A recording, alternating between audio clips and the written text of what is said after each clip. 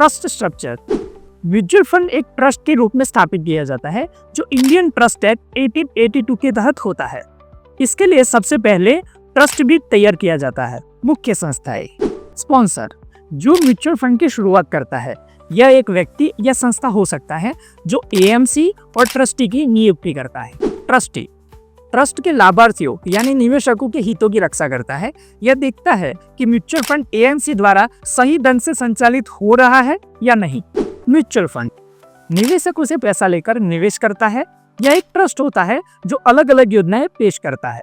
Asset management company यानी AMC निवेश के दिन प्रतिदिन के फैसले लेती है, फंड को मैनेज करने का काम करती है, यानी कि फंड को कहाँ इन्वेस्ट करना है, कितना करना है आदि। कस्टोडियन फंड की सिक्योरिटीज, शेयर, बॉन्ड आदि को सुरक्षित रखने का काम करता है। आरटीए निवेशकों के रिकॉर्ड, यूनिट अलॉटमेंट, रिडम्पशन आदि का सारा डेटा संभालता है। सपोर्टिंग संस्थाएं।